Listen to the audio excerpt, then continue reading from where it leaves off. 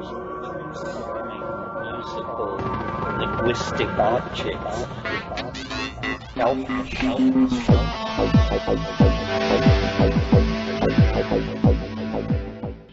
Greetings from Cyberdelic Space.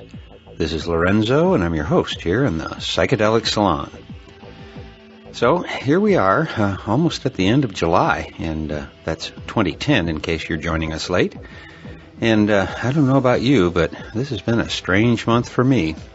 However, I'll save those stories for the end of today's podcast.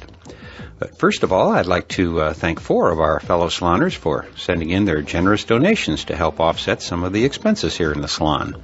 And these wonderful people are Ben P., Jeremy K., Hirono O., and our frequent donor and longtime fellow saloner, Mark C. So thank you all so very much for helping to keep the salon humming along each month. And today we'll be humming along once again with the one and only Terence McKenna. Now, the talk I'm going to play has been sent to me by quite a few of our fellow saloners. In fact, I've received over a dozen copies of it, and I believe you can also find it on YouTube and on the Internet Archive. But I feel this particular talk is so important that I want to mirror it here as well.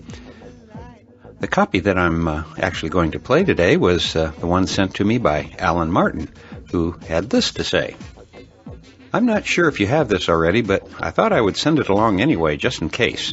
Here's a blurb on it. Recorded in 1996 in Mannheim, Germany, this talk was recorded during the time that Terence McKenna and Sheldon Rocklin were filming the documentary for Mystic Fire, which was originally titled Coincidentia Oppositorum, a Union of Opposites. Beyond that, I have no other information on the talk, but lots of the themes tie in neatly with recent podcasts. I hope it may be of some use to you.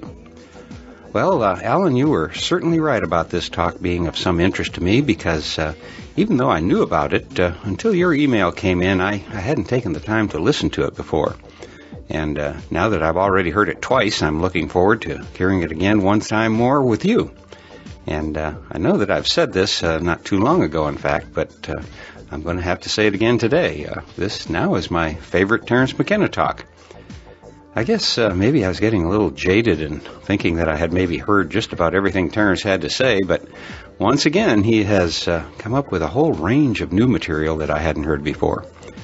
And hopefully it will be as interesting to you as it was to me. Originally, I believe this talk was called The Winter King. However, I've changed the title to Shamanism, Alchemy, and the 20th Century, which I think better describes it. But let's join Terence now and see whether or not you agree with me. About 5 years ago with Tim Leary, one raucous evening, maybe some of you managed to catch that event. This is a little more thoughtful and reflective. I'm not here to talk or to speak or to promote my books as I have been in the past. This is the only public event that I'm doing in these 10 days.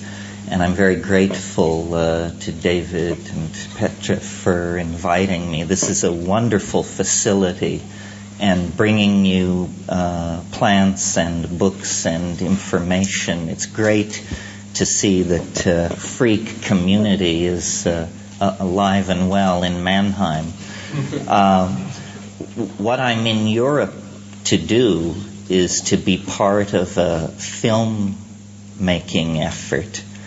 And I want to describe the project to you a little bit, simply because it's what's on my mind, naturally, and to discuss the politics behind the making of this kind of a film. It's not a film about rave culture. It's not a film about Albert Hoffman. It's not a film about body piercing or any of these things that great films need to be done about and have been done about. It's about one of your local heroes who is a great hero of mine and should be a great hero to all freaks in Germany and everywhere. and I'm talking about Frederick V, Elector Palatine, Prince of Heidelberg, King of Bohemia. Are you all familiar with this guy? Who? No? Oh, well, this is your guy. This is the prototypic freak of this area, and a freak who was not content to sit back and let things happen, but was willing to launch a grand alchemical dream of a reformation of human society.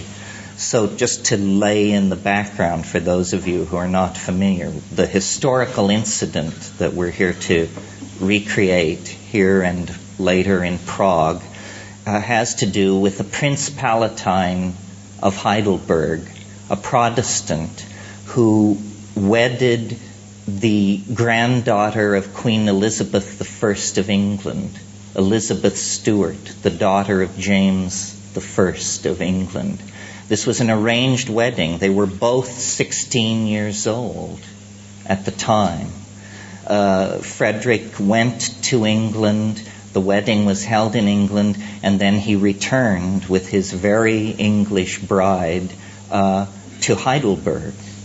And they were the center of a movement of alchemical reformation and revolution that sought to take the Protestant Reformation an enormous leap forward into a new world of spiritual freedom and, to my mind, a very sort of psychedelic world.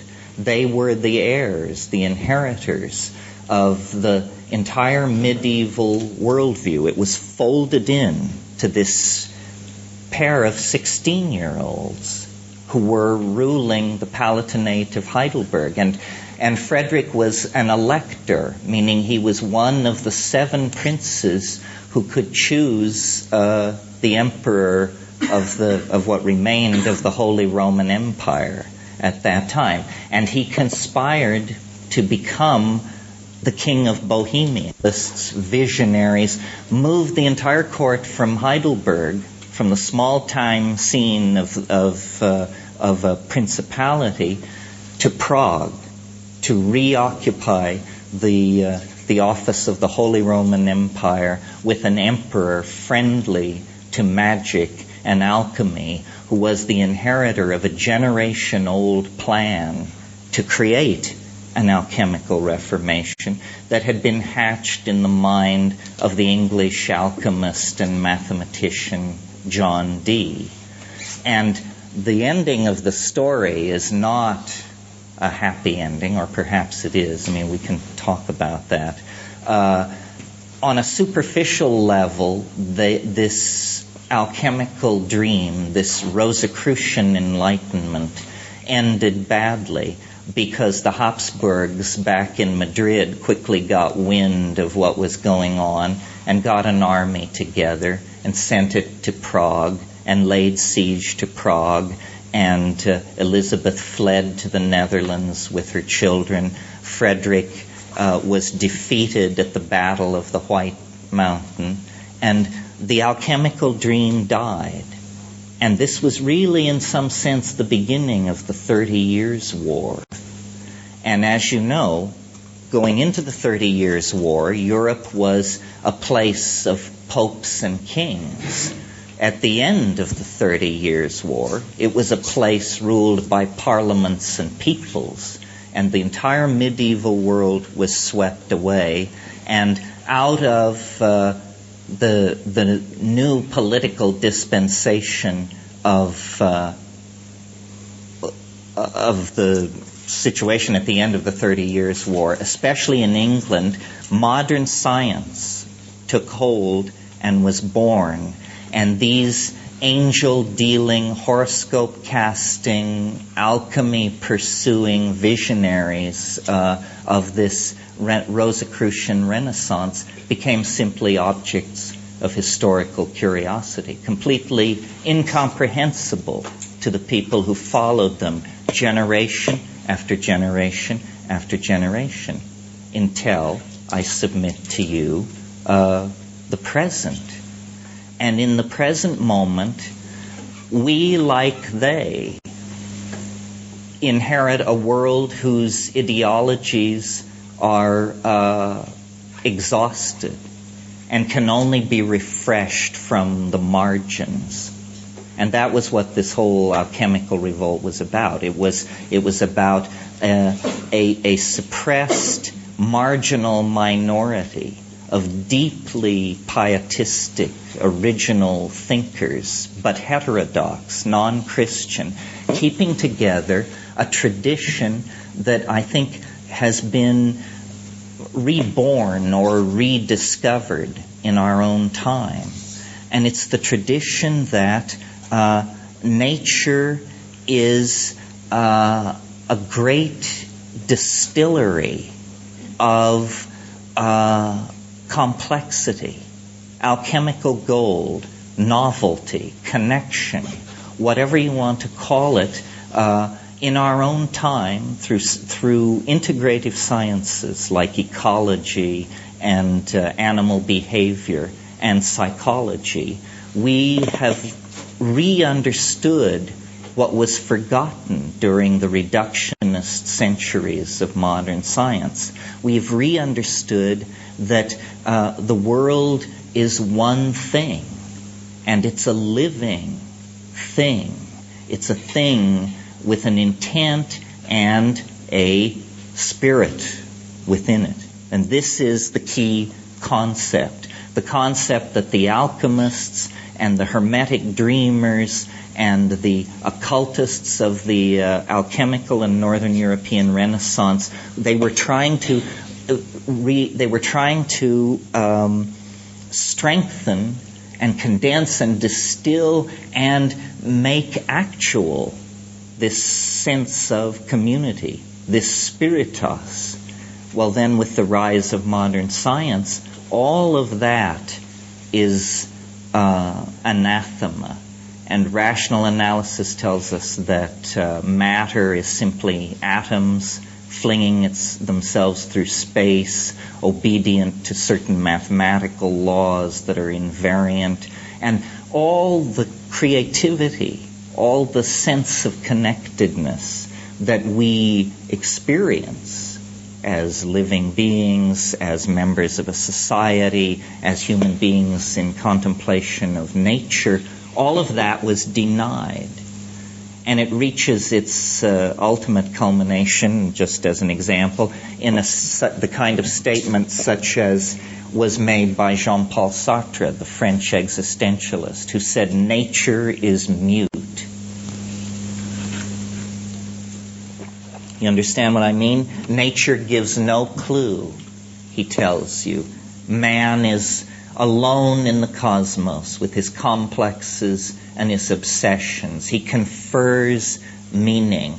There is no a priori reality to which ethics or intent can be attached. I reject this. I think the entire message of the psychedelic experience, which is basically the sine qua non of the rebirth of alchemical understanding, the very basis of that understanding is that nature seeks to communicate. All being is pregnant with language. All reality wants to include the human side of nature in its ongoing intent.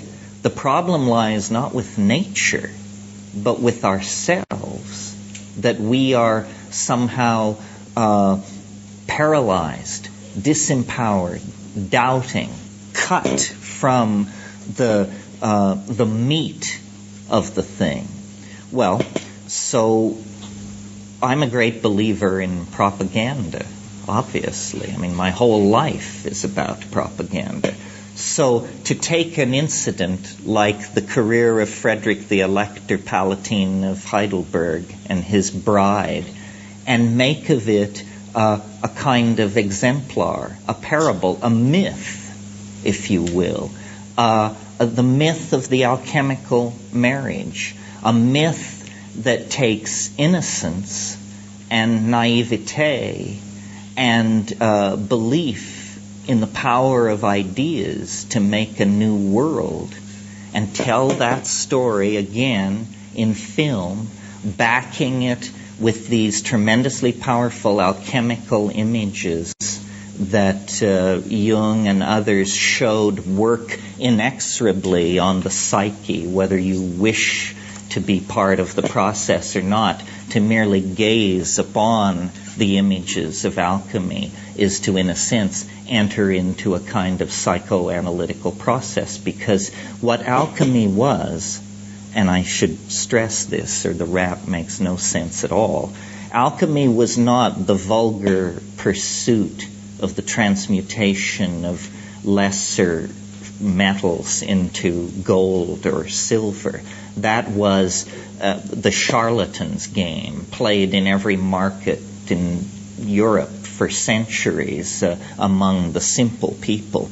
But the body of symbols and of literature that accreted around the effort to extract a universal medicine out of nature for the transformation of societies and human beings was in those times of what we call epistemological naivete, meaning that they did not have the strong sense of objective and subjective reality which we inherit from science.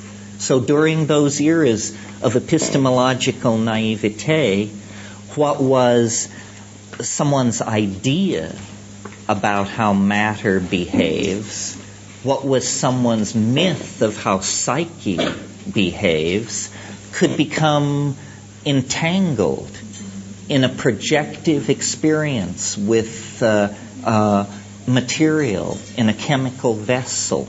So the processes which we call melting and crystallization and purification and calcinization, processes now well understood through a soulless molecular model of matter, were for them the birth of the red lion, the coming of the double-headed queen, the murder of the hermaphrodite dog, and so forth and so on. They had these outlandish images and outlandish vocabulary because they were trying to create powerful symbols, powerful mnemonic hooks on which to hold the details, and there are many of them, of this extremely complex worldview that, were it not for people like Carl Jung, the Swiss depth psychologist, would have remained completely inexplicable to modern people. It is not chemistry, and it is not myth-building per se, as we inherit from the Greeks. It's a very complicated amalgamation, good alchemical word, very complicated amalgamation of psyche and matter. And the reason I think it is so resonant with our own times is because our generation, generations of people confined within the 20th century, have in a sense, and by an oblique path, recovered that universal medicine that the alchemists dreamed of by going, strangely enough, to some of the most aboriginal and least culturally assimilated to European and American values people in the world. Shamanism is essentially a living tradition of alchemy that is not seeking the stone, but has found the stone. These shamans, these Hivaro, these Witoto, these Cubeo, notice that they have this same epistemic naivete, this inability to distinguish between subjective and objective world through the intercession of Newton and Descartes, that Frederick the Elector and the alchemists around him and the alchemists that preceded them through the centuries had. In other words, within the context of the alchemical vocabulary, the psychedelic experience as brought to us through plants, long in the possession of Aboriginal people, appears to be the identical phenomena.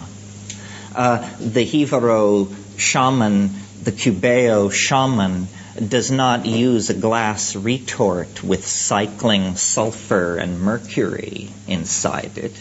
The shamans of the Amazon have attained a sufficient sophistication to explicitly understand that the vessel of alchemical transformation is the body and the head of the experient. This is the alchemical vessel.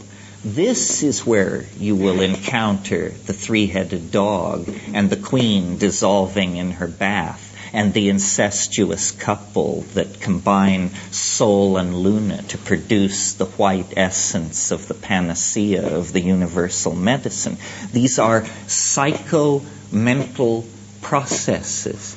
And Jung, strangely enough, he must have been an extraordinary person because he could approach this without psychedelics, through a very careful inspection of the dreams and the symbol-producing processes of his patients. Over decades, he produced a kind of skeletal map of the psyche. But I maintain in that map doesn't fill itself in, doesn't become a living experience until we undergo what is rightly perceived as the alchemical process of dissolution. Dissolution of what? Of the lumpen prima materia of the ego. This is the shit, the tar, the coal, the dark earth of Egypt, the starting material, the loam, the manure, the night soil, the lowest matter. And we start with that, the ego, and dissolve it through the intercession of the spirit. And spirit is a complicated concept. It's not naive. It's phenomenologically difficult to define, but through the dissolving spirit of the plants. And the plants lift the imprisoning structures of the ego, and the ego flows out into the world. And for some people, this produces panic. Panic comes from the god Pan, whose screams caused people to go mad. Panic. For other people, it's an enormous liberation.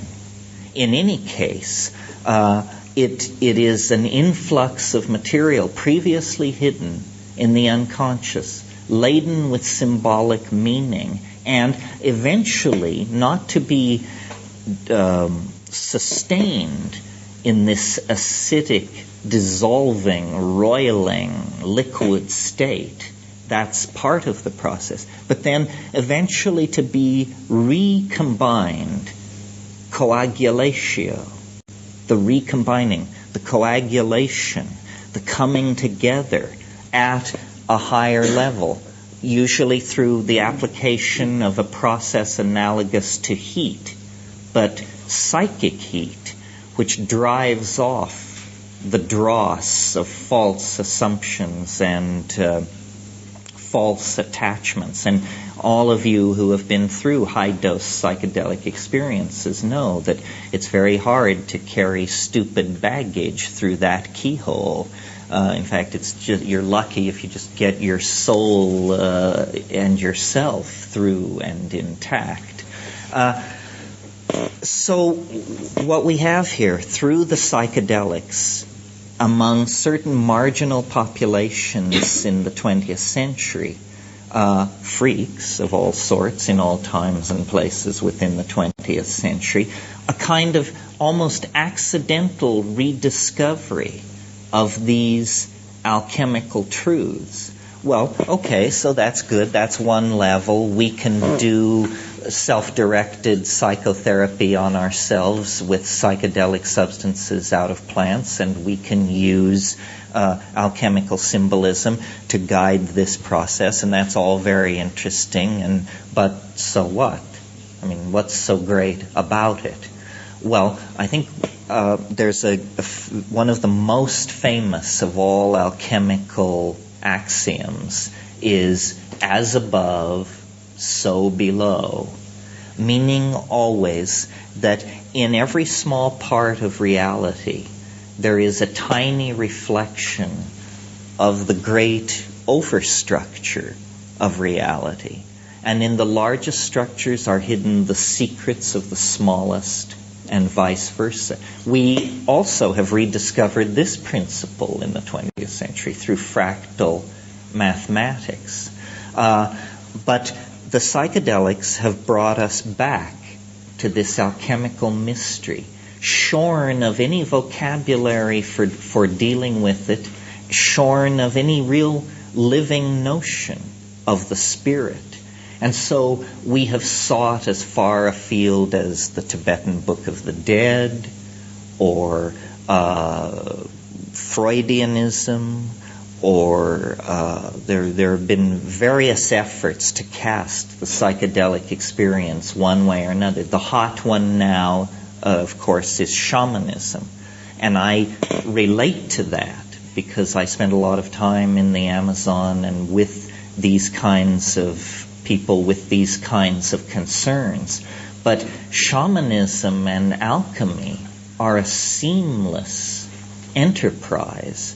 Alchemy, the connecting figure, if you're interested in this, between the shaman and the alchemist is the smith, the worker of metal. And the shaman and the alchemist, the shaman and the smith in primitive cultures are always associated as brother figures. They both work in metals. Well, what all this means for us beyond the commitment to our own sort of ordering the Wunderkammer of our own private imagination, what it means is important, because if you look around you, the entire global civilization is undergoing some kind of meltdown. The planet itself is now to be seen as a kind of alchemical retort.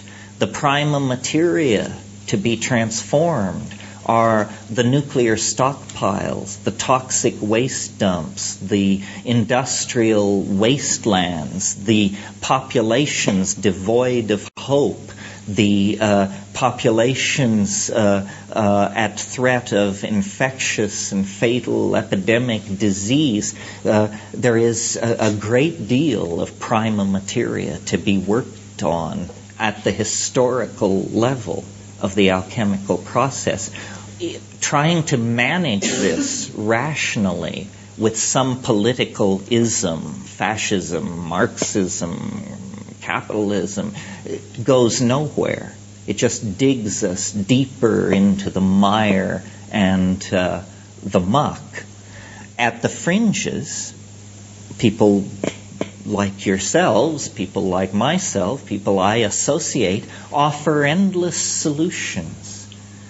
Recycling, restraint in childbearing, increased sexual, toleration of unusual sexual styles. Many, many things are suggested, but nothing happens because the primary agenda of society has not yet been dissolved, has not yet come into a state of fluidity sufficient where a new imprint can be put upon it. In the 60s, we thought that all that had to happen was everybody would take LSD and the obvious right things to do would be done. And we expected no opposition to this because its rightness was so obvious. We didn't realize that every righteous crusade in history has marched into the waiting jaws of its oppressors. But the spirit doesn't die. It's interesting, I don't know how it's said in Europe, but in America we refer, and have always referred to freaks as bohemians. And I assumed, you hear about the left bank bohemia of Paris in the 20s. And I always went, but why Bohemia? What does Bohemia have to do with Paris? Why are freaks called bohemians? It's because of Frederick the Elector and the alchemical renaissance that he plotted with his wife. Since that time to now, bohemian has meant a marginal political position involved with bizarre sexual practices, strange drug use, and funny ideas. Well, in the 60s then, LSD was not sufficient, even coupled with rock and roll. It only brought oppression. What it brought, it was like a failed alchemy. Instead of the dissolving and recrystallizing at a higher and more angelic level, thousands of prisons were built, and the entire thing failed. But this spirit is the spirit of life itself, the spirit of novelty itself. And it will not be suppressed for long in any time or place. So now again, it comes after 30 years, after many changes, and it's among us again. And I assume, looking at all of you, that to some degree you represent this or act it out, or because it's a spirit of dissent that says we will not serve the values of materialism, the values of the ego, and the values that separate and break down the community. So here it is again. And what is different this time that we might have some greater hope of actually coming through to the beginning of the third millennium without having to hang our heads when we tell the story to our grandchildren? And I will submit to you this evening that the difference between then, 1965 through 70, and now, to the turn of the century, two things. First of all, we have that experience under our belt. We shall not be so stupid again.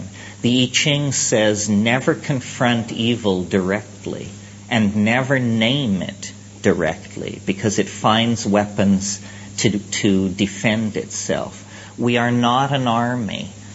This is what Frederick didn't understand. He was a king, but he was not an army when it came to the White Mountain. We are not an army, so our strategy must be stealth. It's an alchemical strategy. And what do I mean by stealth? I mean the house of constipated reason must be infiltrated by art, by dreamers, by vision. And what is new is that there are massive technologies available to us, not available in the 60s. They were not designed for us. They were not intended for us. It was never ever thought that such power should flow into the hands of freaks such as ourselves. Nevertheless, through the perverse nature of the unfolding of the world, we have such tools. And I'm referring, as you probably anticipate, to the World Wide Web and the Internet. No gay kid in Montana, no Chinese scholar in Botswana, no person anywhere with a specialized interest or predilection now need feel alone. There is no aloneness. You can find your people.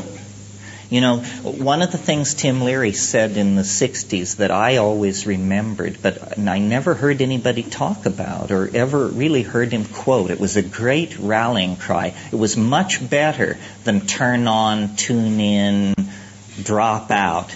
And it was this. It was find the others. Find the others.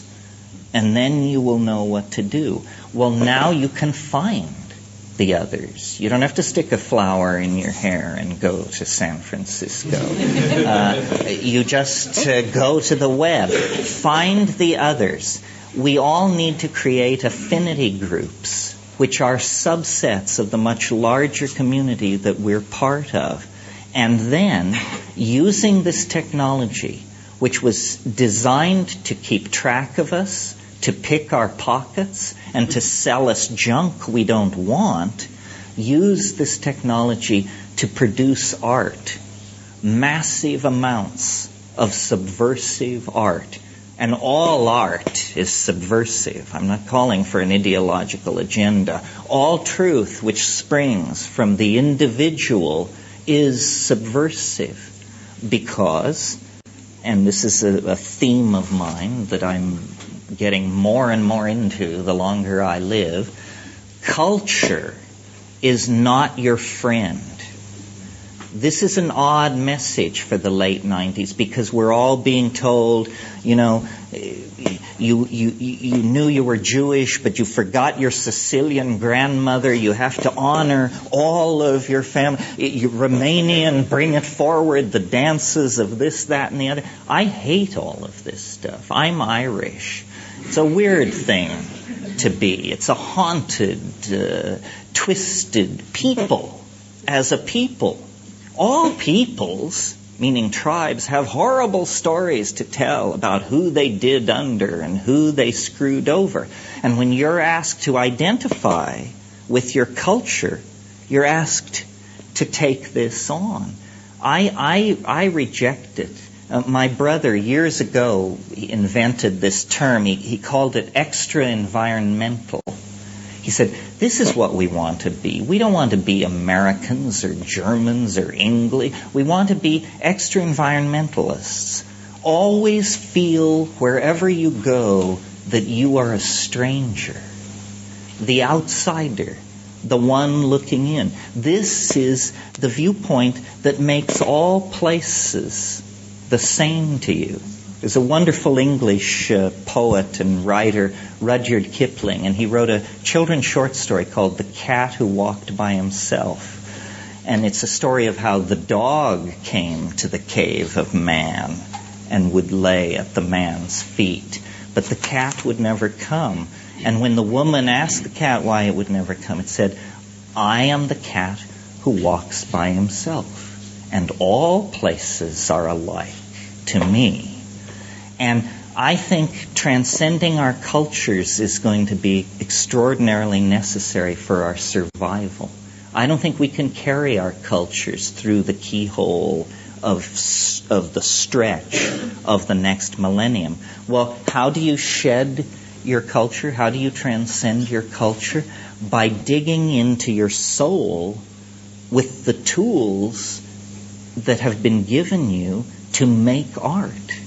This is how cultures are transformed, by art which flows up and actually submerges the previous cultural forms.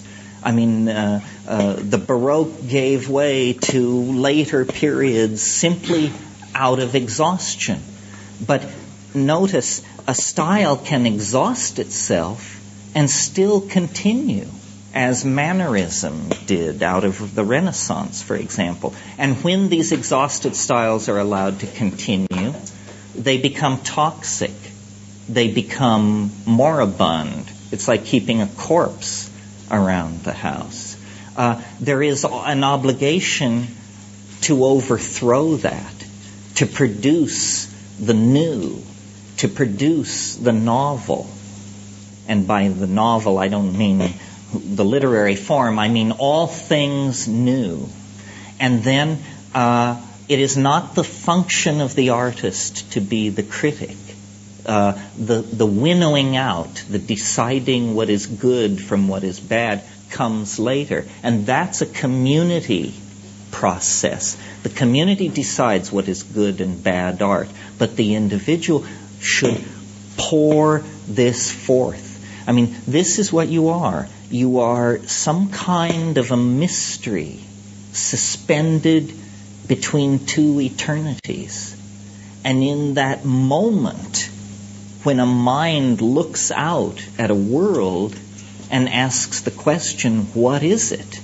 In that moment, art can be created.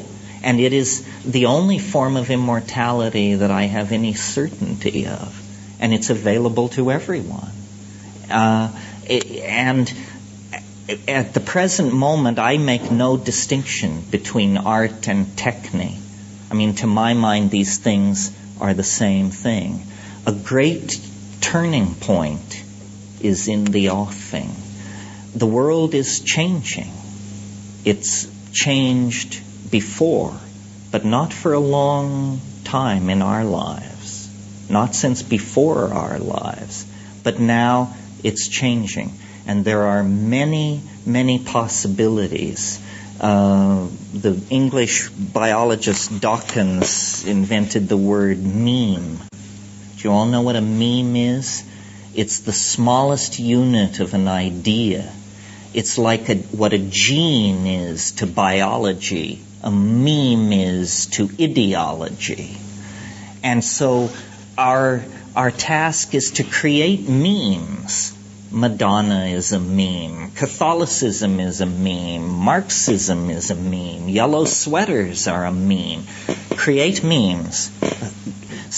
Rainbow-colored dreadlocks are a meme. Launch your meme boldly and see if it will replicate, just like genes replicate, and infect and move into the organism of society. And believing as I do that society operates on a kind of biological economy, then I believe these memes are the key to societal evolution. But unless the memes are released to play the game, there's no progress. So I think the obligation on people such as ourselves, and I assume probably without exception, everybody in this room falls into the upper 5% of the Earth's population in terms of wealth, education, and freedom. Even if you're some poor pierced metalhead from the dark side of Mannheim, you have a better situation than most people on this planet, a better chance at actually reaching out toward the machinery that shapes reality and having an impact. Well, so then the question becomes, or for some people it's, well, but I have nothing to say, or I have nothing to paint, or I have nothing to communicate. Well, clearly you're not taking enough drugs then. That excuse simply will not be tolerated. If someone finds that decadent or flippant or destructive, then they don't understand what these psychedelic substances are. They open the doorway to creativity. They cleanse the doors of perception. And then, as Blake said, reality is perceived as it truly is, as infinite. Part of what is wrong with our society, and hence with ourselves, is that we consume images. We don't produce them. We need to produce, not consume media. The media is a huge issue. You can't escape it. So what are you going to do about it? The only solution is to drive it, to take charge. Otherwise, you will be poisoned by it. And as more and more people are waking up to this, essentially we are seeing, I think, a huge artistic revolution, a revolution in values that reaches into science, that reaches into politics, that reaches into every aspect of life, but that is coming from the imagination, thoroughly stimulated and activated by the discovery of all these natural and synthetic substances which perturb the mind. And I'm not denying that a certain amount of social chaos goes along with this, but on the other hand, I can point to pretty psychedelically pure centuries like the 13th in Europe, and there was still plenty of social chaos going on.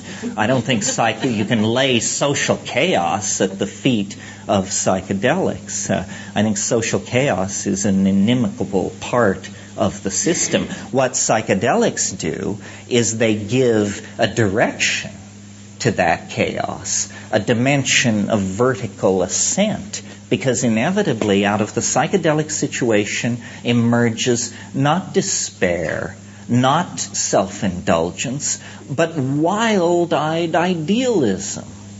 That's the inevitable product of any psychedelically driven social process.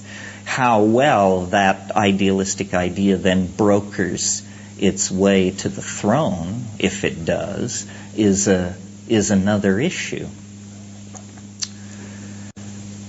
I don't know if I've hit this technological thing hard enough. I hope that you all avail yourselves of the power of the Internet. In years past, in speaking to audiences in America, it was maddening to me to find that the environmentalists, the feminists, the gays, the psychedelic people, and I'm not sure if I got everybody, and the space people, the colonization people, none of these people had anything to say to each other. They didn't seem to realize that their marginality united them far more than any difference they might perceive in their positions. And they didn't seem to realize that their political disempowerment was a product of their inability to make common cause with people similarly motivated or similarly motivated toward social change.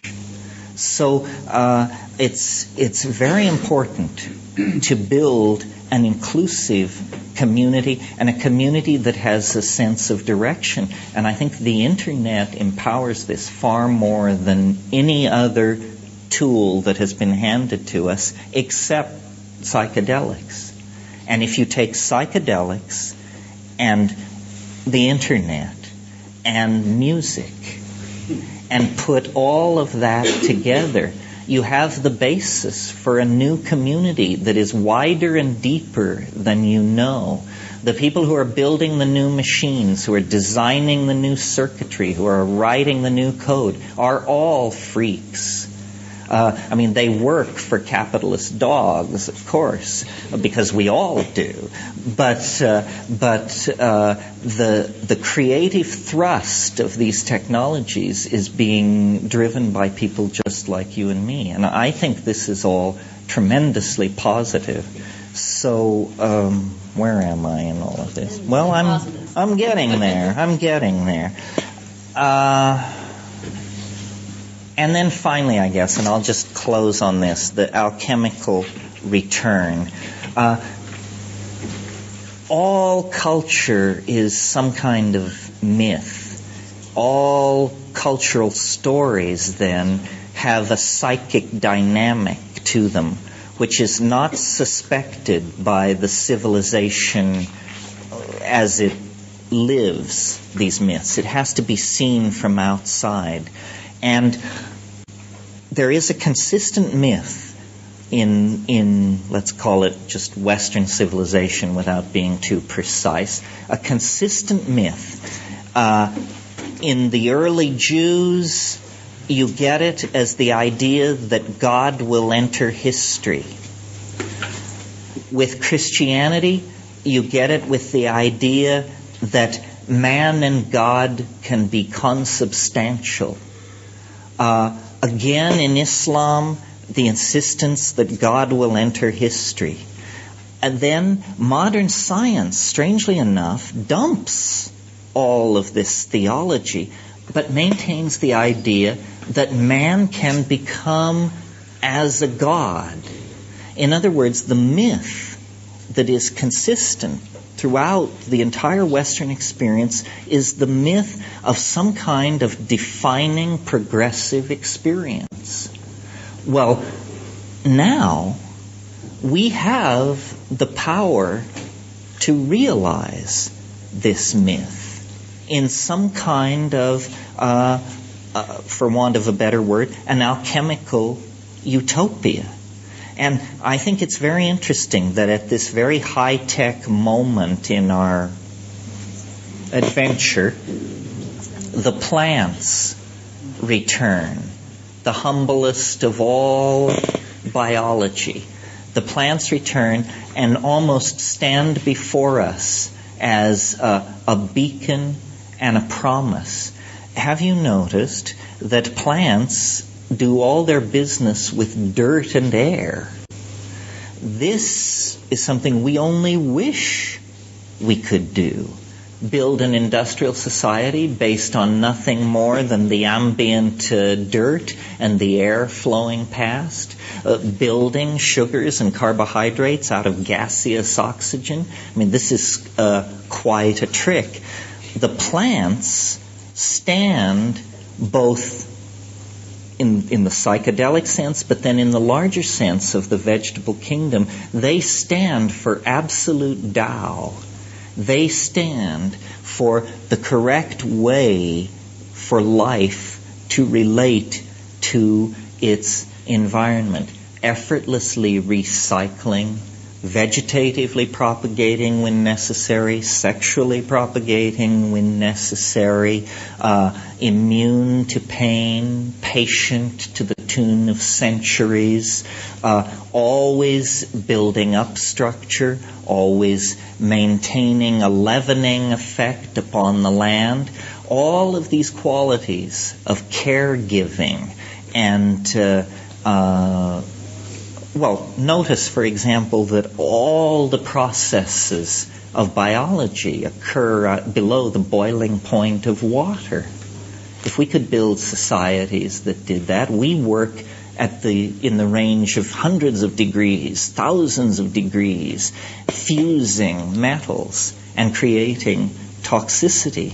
So I think the psychedelic plant revolution, which is leading toward the nanotechnological revolution, in other words, the imitating of nature at the atomic level in building of machines and the management of processes. What all of this is leading toward is a rarefaction, a good alchemical word, a rarefaction of the human imprint on this planet, a spiritualization of humanity, and a new order of mind, part machine, part human. Notice that the internet and the computers that it serves are actually made of the materials of the earth. They're largely metals, silicon, glass, copper, gold, silver. These are the products of demonic artifice. These are the things which the alchemists dreamed of. They transform space and time. They allow us to speak at a distance. They allow us to wander through libraries thousands of miles distant. No fact is too obscure, no person so hidden that you can't reach them. It is, in a way, the perfection of the magical ideal that was developed and unfortunately prematurely launched by Frederick the Elector and his wife here nearby at Heidelberg. And so I'm involved, as I said, in a process of bringing this story to many people who haven't heard it. It's a great story. It's a great myth that the underground community should make its own. And, I used it this evening just as the scaffold for this talk, but I tried to hit the things that are important to me, which are psychedelics, recovery of archaic lifestyles, use of media to subvert existing paradigms, empowerment of the individual through dissolving the ego through psychedelics, and whatever else. So, thank you for your patience and indulgence, and if you have any questions, I'd be glad to answer.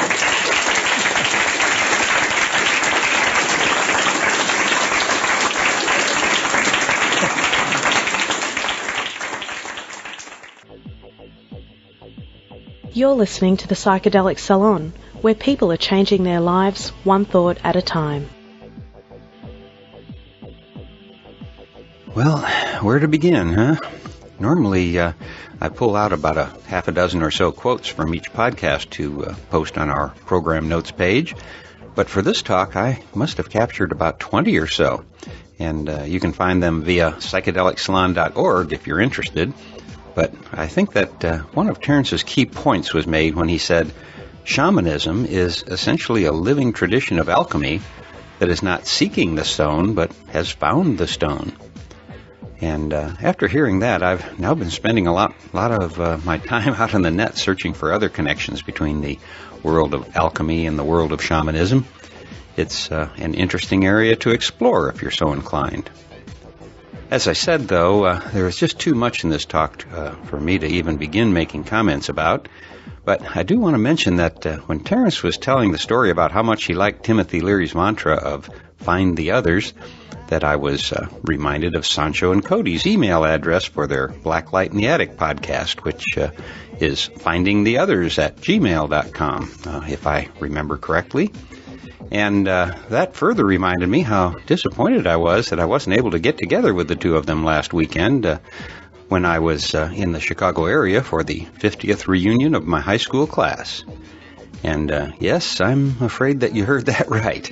It was our 50th, and for what it's worth, I can still remember what I thought about the dusty old farts who attended their 50th reunions back in the day when we were only up to our 10th or so. But now I'm one of those old guys myself, so what can I say, huh? However, I do have to tell you what a powerful psychedelic trip it was to be completely on the natch, no drugs of any kind, and then to return to my hometown, one that I hadn't been back to in the past 50 years but one time, and that was 25 years ago. But first I should tell you about what kind of a month it's been leading up to our reunion a few days ago. As you may know, at the beginning of this month I posted a notice on my Facebook page that I was going to be offline for a while and take the month off. And my plan was to do a little traveling and go visit Gary Fisher, the Stolaroffs, and some of our other friends up and down the coast. But the first thing that happened was a computer crash that wiped out most of my email, including a couple hundred unanswered messages, and some, I'm afraid, with MP3 files attached that are now gone from my machine. Then there were a few strange bumps in the night that took place, and which climaxed on the 4th of July when our car was stolen. And so we canceled our travel plans, and instead I continued podcasting.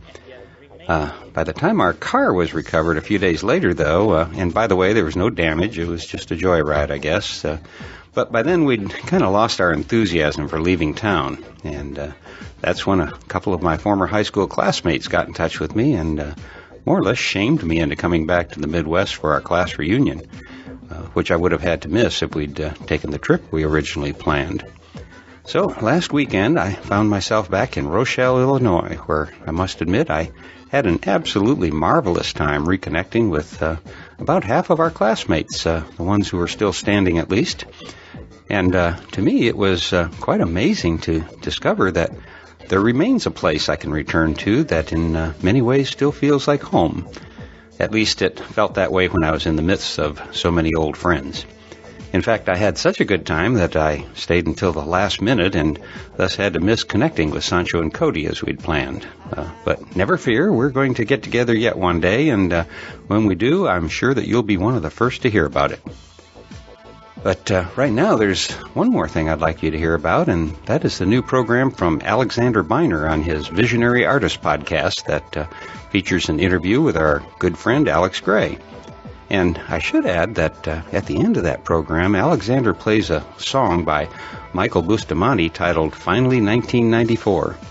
And can't say why, but it's become my new favorite song. I guess I've probably listened to it a half a dozen times already. And like I said, I can't say why exactly, but this particular piece is just something I really resonate with. So thank you, Alexander and Michael, for bringing those beautiful sounds to my ears. And by the way, you can find the Visionary Artist podcast on the Cannabis Podcast Network's channel at dopefiend.co.uk. Well, that's going to have to do it for me today, and so I'll close once again by reminding you that this and most of the podcasts from the Psychedelic Salon are freely available for you to use in your own audio projects under the Creative Commons Attribution Non-Commercial Share-alike 3.0 license. And if you have any questions about that, just click the Creative Commons link at the bottom of the Psychedelic Salon webpage, which you can find at psychedelicsalon.org. And if you're interested in the philosophy behind the salon, you can hear all about it in my novel, The Genesis Generation, which is available as an audiobook that you can download at genesisgeneration.us. And for now, this is Lorenzo signing off from Cyberdelic Space. Be well, my friends.